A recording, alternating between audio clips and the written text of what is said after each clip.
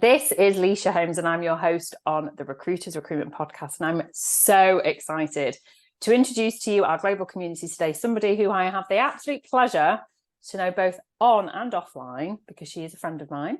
And I want you all to get to know her better, because I think we can learn so much from guests who are not just sat in our recruitment space, but have maybe once been sat in our space and have gone on to other things. So without further ado, let's welcome to our community today. This is Sally Rasmussen. I hope I've said that correctly, given that we're friends. And Sally is the founder of Fearless Marketing, and she's a strategic care sector marketer and mentor and coach. So welcome to you today, Sally. Thank you. Thank you so much for inviting me. It's a real pleasure, and I'm really looking forward to it. Yeah, me too. So you have made the career journey from recruiter to professional marketer. So tell us a little bit about that journey and how you maybe came into recruitment and then fell out of recruitment. Yeah. Well, I think it's interesting because actually I fell into both recruitment and I also fell into marketing. So that seems to be a bit of a thing during my career. But I became a recruiter, as I think might have happened to quite a lot of people when I went for a job interview. And I eventually turned the job down. And the guy that interviewed me said, actually, will you come and work for me? I want to set up a southern office for my recruitment firm, which I did. And it was amazing. And you learn so much in recruitment, the resilience and the get up and go and the keep getting up and keep going. But it's tremendously interesting. You meet so many different people and you gather such a lot of skills that honestly have been the foundation of my career. And it was a very long time ago. So there was It's really no laptop, nice of you to say no so. internet. What sort of recruitment were you doing? So it was a niche recruitment company, and we specialised in the food industry, which is where I come from. So I studied food science with economics and marketing at university, and then joined one of the big graduate schemes. And when I came out of there, was looking for, what's next. And I left big corporate because I just hated the politics of it.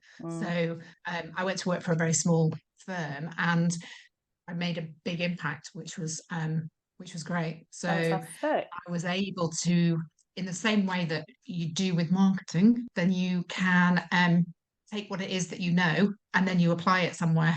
So it was that kind of credibility straight away because I knew about the food industry, and I actually recruited kind of people like me into those first line management jobs.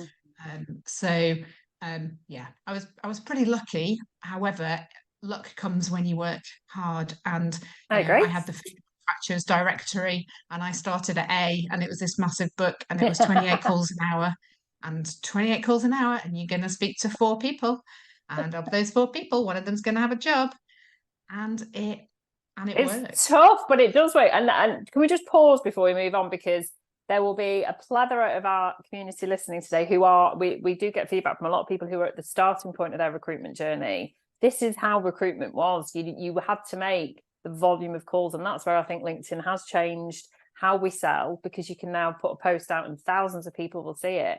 But actually, you just said a really important sentence there. It did work because it meant you were getting to know people through making those dials, and you were so relieved when somebody picks up the phone that you were just so happy to speak to a human.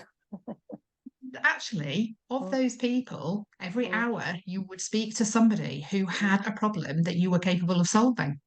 Yeah, exactly. And that makes you feel good when you repeat that kind of thing. And I kid you not, those numbers, they pop into my head all the time because I now have my own business, and this part of, you can be a marketing consultant, and therefore there's all the client delivery side of it, but you have to go out and you have to make that business. You do make that business happen. That's really so the foundations that you learned in recruitment. I mean, clearly you were destined to be your own business owner. From what you've said, you didn't enjoy the corporate world. So what do you think the key transferable skills were in recruitment that before you continue your journey? What do you think they were? Definitely that resilience and keeping on going. I think the fact that you're dealing with loads of different types of people, and you've got to bring it all together and make it happen. You've got difficult situations that you've got to resolve, and I think the whole kind of recruitment bit has always stayed with me. That I love helping people to find the right opportunity. There's a real buzz when somebody takes a job and yeah, they feel fantastic. And You've it's the made that next happen. step. It's amazing. So what happened on your career journey after that then? Why did you move away from the recruitment market? I started a business. I got married, started a business with my now ex-husband, which did last for nearly 20 years. So it wasn't a complete waste of time. And then when I came out of that, I had a day where I had basically left my husband home and job all in one go. And luckily spoke to somebody who famously said to me, "I need some help with a brochure." He was about to open a third care home in his group, and he wanted some help with the brochure, and he thought I could do that. And I kind of went, "Oh yeah, okay, great, great." And we started working together just on a bit of a freelance basis. And I said to him at the time, "I'll help you recruit a marketing manager because this is actually quite a big job. There's a lot to do here because marketing touches lots of different areas of the business, and in care, it touches very closely with recruitment because there's a lot of competition for recruitment within care." So yeah, I said to him, you need somebody for this. And he said, "No, it's you, definitely you." Wow. And I think because I build relationships sort of pretty quickly and pretty easily, and bit of a people pleaser, so that always goes down well. Whenever anyone says, "Can you do this?" "Yes, of course I can." "Yes, absolutely, no problem." She's a yes woman. Yeah, well, hopefully a bit less so now, but you try and live and learn, don't you? You do. But yeah, that's how it came about. And I have loved working in the sector because it is full, as you would expect, of caring people, really humble, kind, compassionate people. And that's why I've stayed in that sector. And I've done some marketing consultancy work in different areas, which I have also loved, but I didn't feel quite as home. I feel at home where I am, which is working with care providers. So tell us about how Fearless came about then. Fearless Marketing, which I absolutely love that name. Fearless in nature, I assume, as well. Tell us more about it. Well, the name is the fact that when I started in that role in marketing, I was absolutely bloody terrified. I mean, I studied marketing at university and I kind of knew what I was doing, but it's that whole kind of you have to make decisions, then you have to stand by your decisions, then you have to get on with it and do it, and then you have to find out whether it worked or not. And it's really hard. And I think fear is the biggest thing that holds back so many of us from doing so many things Yep. that I decided that putting fearless in the name was going to help me to be more fearless. And also, I wanted to attract clients who felt similarly. And that has definitely been the case, back to the whole kind of concept of marketing, which is for me is about, how do you stand out? Because none of us are necessarily delivering any kind of unique service. A recruiter is a recruiter is a recruiter, but you are not the same recruiter as the next person because you have a whole different set of experiences, and you don't necessarily have to work with a consultant to kind of tell you these things, but it's really hard to market yourself. It's really hard to look inside of yourself and find and talk to people and really understand, why do they buy from me? And that's the biggest thing that I would encourage anybody to do who's trying to build any kind of business.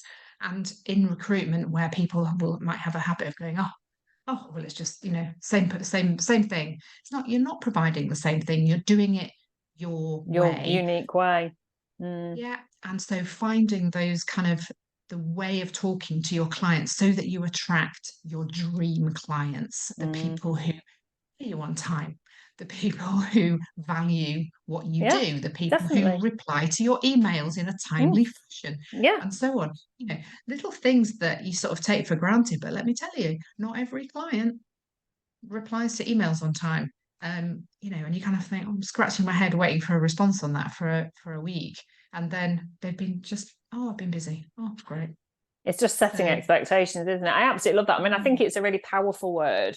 I think it's very rare that you see a word to describe somebody's business that actually, without even explaining it, you know exactly what that person means, and that's what Fearless truly does. And I think, you could have been bold, or I think there is already a brazen PR and marketing agency, but these words to me are so powerful and synonymous with getting things done.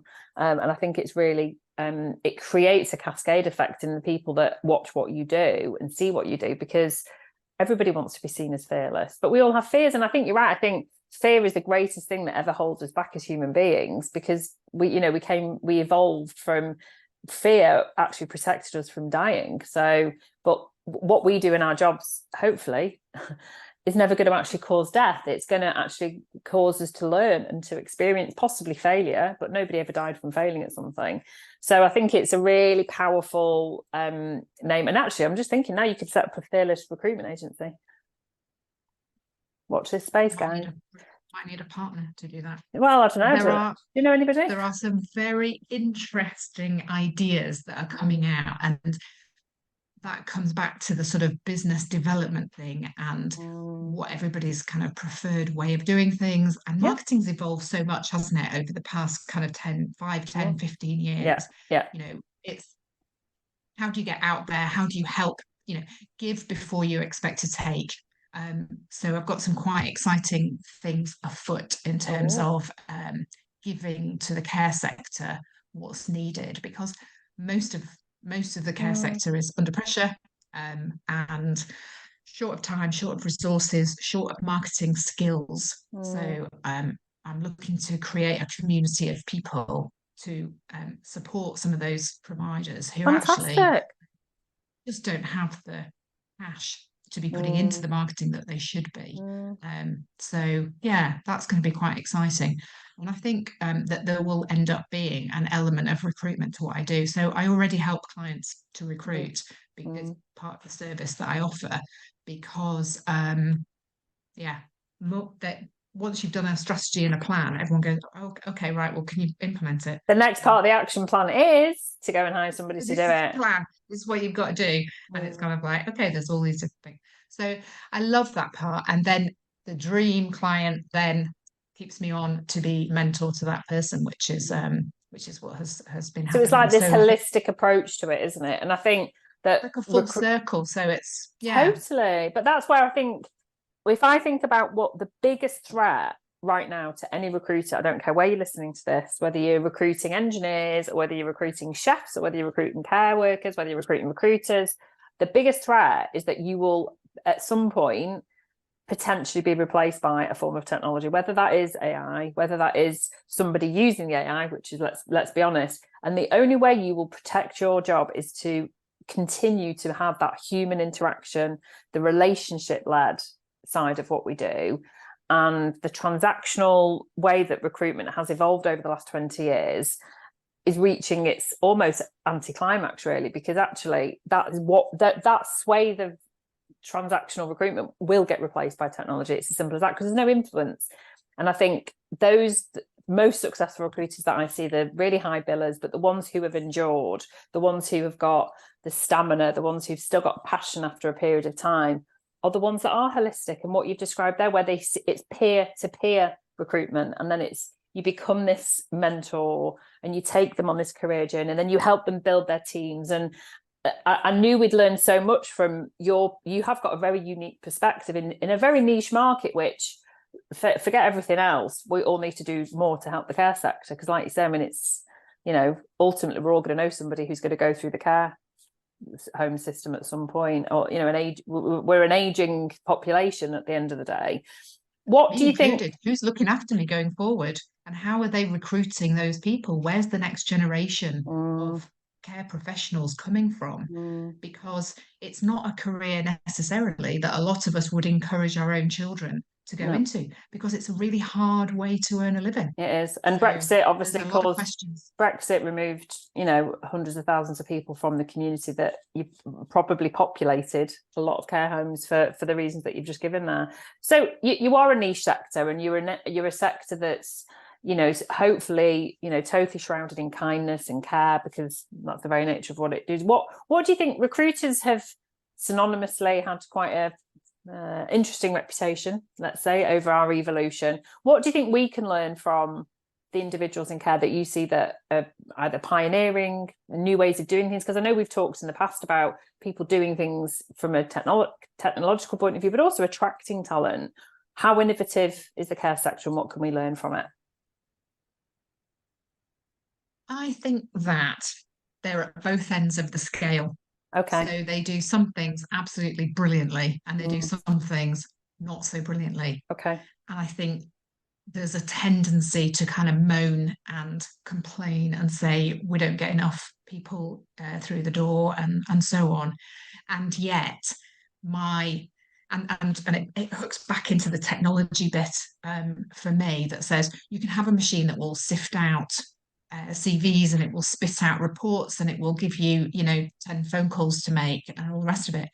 But the human connection is where it's all at.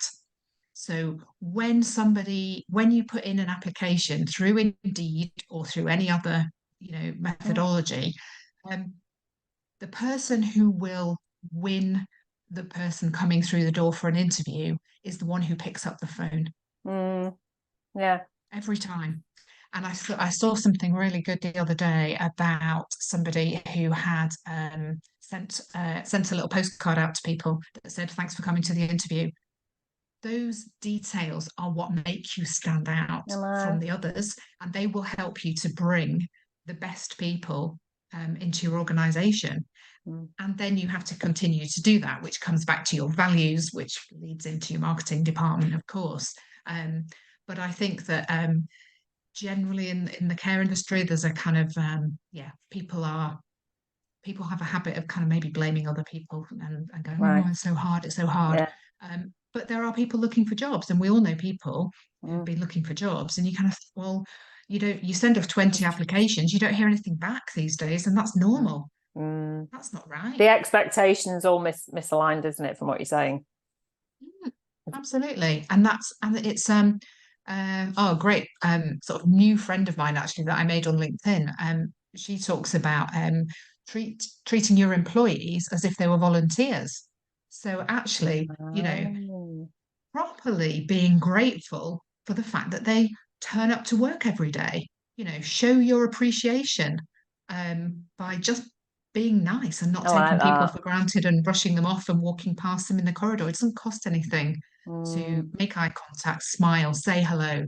You don't have to know every single person's children's names if you employ 150 Of people. course not. But you should, you can make an effort and you can be smart about these In things, what I you've think. just on all the points you just made in this recent part, it's all basic manners, isn't it? That's what we're talking.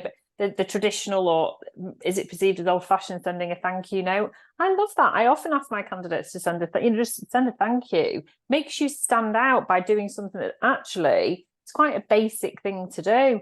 Showing appreciation for people. We all know that practicing gratitude is one of the key areas of your life where you can actually add joy. But you can add joy to other people's lives just by saying thank you. I appreciate you when they're not expecting it as well. And I think Absolutely. it's free to do. Let's face it. Yeah. You alluded there to making new friends on LinkedIn. So I know that you've become quite an avid sort of prolific user of LinkedIn, certainly since you and I have known each other over the last few years. So what would your advice be for maximizing let's not talk about the algorithm, because by the time this goes out, it'll have changed again. So let's just forget the algorithm. What about the algorithm? I know nothing about the nobody algorithm. does. Nobody But at I LinkedIn can't knows tell you anything about anything, it. Leisha. You're like the queen of LinkedIn. Wow. However, what I see, what I tell people to do versus what I actually do, turning up consistently and trying to be as helpful as you can. Love I that. think that there's you try and help other people, commenting on other people's comments. I just put one now. Somebody was looking for an artist, and actually a friend of mine, her daughter's an artist. Right, okay, link that in. So that real human interaction. Oh my God, please don't use AI to actually produce your LinkedIn content unless you are going to be prepared to put your amends in and make it personal, making it you. But I think if you're using it as a business development tool, then just reminding people what it is that you do and the problem, pain, challenge that you are solving for them. And make sure that that comes through in the stories that you're telling, and the information that you're sharing. I think that the posts that have had the best traction and actually generated real inquiries that have turned into business for me are the ones where I've really shown my in-depth experience. So I've talked about very specific issues that businesses face that says, so I can help you to be better at this, which means that your marketing will produce the type of revenue that you're interested in, and you can then go away and do the other things that you need to do. And I think, an awful lot of companies, maybe not recognize the amount of work that goes into a proper recruitment process, the amount of time, the amount of effort that goes into it, and helping people to see, actually, I can take this off your plate. Oh my gosh, absolutely. Preach to that. No, that's really useful. And I love that you give that example. I think that LinkedIn is an incredible platform for us to, just reiterating what you said before about, we are all a community now, and we are there to support one another. And that's the collaboration culture that hopefully most people, engage with and are there for, for the greater good. I think, unfortunately, you still get the odd, personally, I do still get the odd keyboard warrior on there, or somebody that you just think, what are you out to do? And I just remove and block, to be honest with you. But I love that you've get that. I think that's a really useful tip, actually, for a lot of people. They become, great LinkedIn absorbers. They're there to see what other people are doing, the lurkers, we call them. But people get a little bit. I actually shared a post. By the time this goes out, it'll probably be somewhere in my archive, but I shared a post about the fact that a lot of people are creatively constipated because they just have this fear, going back to fear of, I don't want to share, I don't want it to sound like I'm bragging. You might listen to what you've just said there, Sally, about I share my expertise in this particular area. Oh, well, Sally's bragging. No, you're not saying I am fantastic, I do this. It's, let me give this example of what the problem was for my client and how I came about resolving it. And I think so many recruiters do it brilliantly on LinkedIn, where you're sharing a testimonial Tuesdays, where you might share some value, or you might actually just talk about a problem that you didn't solve. What would you do? So it's engaging and creating a debate.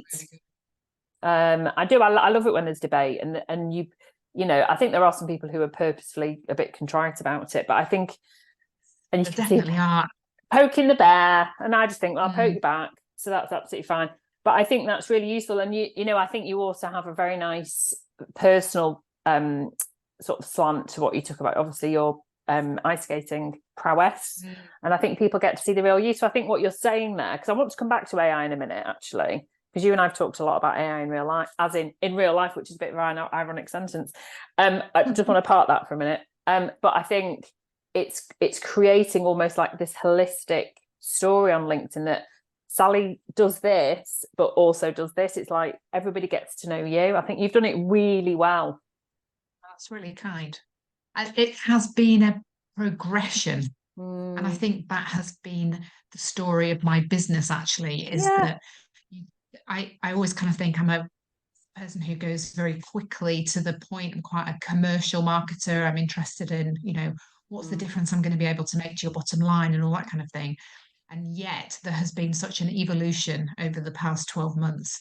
And that in my kind of approach to LinkedIn as well, because I think I did, even, with the fearless marketing and whatever I call myself, I'm still absolutely 100% human and frightened like everyone else of somebody thinking this or thinking that, when actually it matters not a jot. It really doesn't. You'll attract the people who are with you, people. And the rest of them you're not really that bothered about. No. So crack on with it. I just think that's a lesson in life. You're going to attract the people. Your avatar. You talked before about your avatar client. That's how you should live your life, and it's how you should run your recruitment business. It's how you should run your recruitment desk.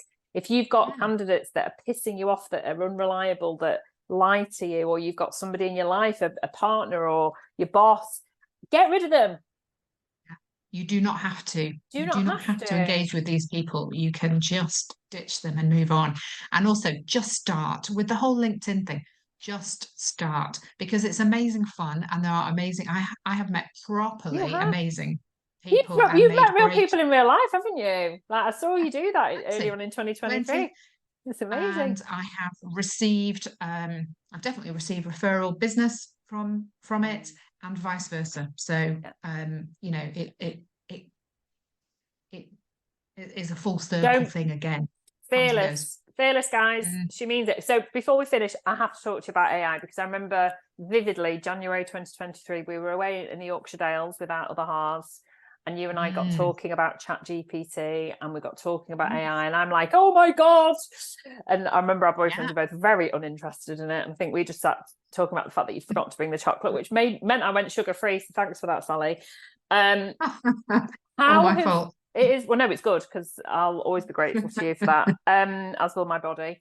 What have you seen in terms of advantage in your, I mean, we're still at a very evolutionary stage. For those who are, I know plenty of people, including Laura Dutton, who's my business partner for London, who will never listen to this, she doesn't listen to the podcast, but is so terrified about the dawn of AI and Chat GPT, of how it will impact humanity. But from a business point of view, because nobody really knows what we're going to do in 40 years with it. But right now, for those recruiters and recruitment marketers, by the way, we have loads of recruitment marketers listening. What would your action point be right now of how you can utilize it so it's not that horrendous homogenized LinkedIn content? I use it for ideas and I use it for processes. So I ask it, give me a process for doing this or that or the other. So and I use it as a checkpoint that says, give me all the ways in which I would measure the effectiveness of a marketing strategy. And then I do a bit of a kind of checklist that goes, okay, have I included all of that in my report to my clients? So I use it for structure, I use it for ideas. I don't use the actual wording because I still think mine is pretty rubbish, and I've not spent any time learning how to prompt and all those kind of things because I'm a bit busy, but at some point I might well do that. You need a bot to do that for you, Sally. I just and when I see stuff on LinkedIn that is generated by I mean, I can spot it a mile away. I can spot the people who are commenting. It's terrible. It's just like, it makes me want to cry, actually. I know that it makes me want to cry. Kind of button that we can press that kind of is almost explodes it, and you kind of go, no, we're just not having it. We're not having you trying to. I think those people have very quickly been found out, and I just scroll past them, and I think most people do, actually. I think we can spot it. I think the ones that have used it to write poems, it's funny the first time, and then you think, right, everyone else is then copying everything you're doing. Just, I love that those two things are what you're using it for, ideas and for processes. And I think for recruiters, I've interviewed loads of people on the podcast in season 3, particularly. We talked a lot around AI early on in season 3, around the impact in a beneficial way of, creating a role for ourselves where we can use our influence skills, we can use relationship skills. And actually what AI and chat can do for us is take away a lot of the time consuming tasks that literally a robot can do for us. It's not about replacing the human interaction or the influence or the emotional side of what we do, including marketing. Marketing's emotional. It's an emotional job. But I think my view is, don't be fearful of something. Think about what you can benefit from. And the reality is, it is only what you're going to feed it, like that, right? In terms of, from what I can see about this, the language. It's only what's out there already. So there's nothing original coming from it. No. But what it does do is it means you don't have to start with a blank page and sit there for ages, which used to be something that happened to me, and I just don't do it anymore. So I will put something into Chat GPT or whatever, and get going with it. Even if it's rubbish, at least you can go, that's not what I want to do. I just think for so many people, it's just a really way. And, the way I see it is that in the same way you would ask your smart speaker to, play a music list that's going to make me feel great. Or you might say, play me a Sunday morning list. I'm obviously not going to say her name. That's all we're doing with ideas. That's all we're doing. No, thank you. And thank you for, as always, being extremely calm and insightful. And obviously I could chat to you for hours, but we can't, because sadly I think we'll lose half the audience. But thank you for talking to us today about Fearless, and to talking to us about how marketing and recruitment are so wedded together, because recruiters are marketeers, right? Yeah, they are. They're awesome. We are awesome. Thank you so much for joining us on the Recruiters Recruitment Podcast. Oh, thank you.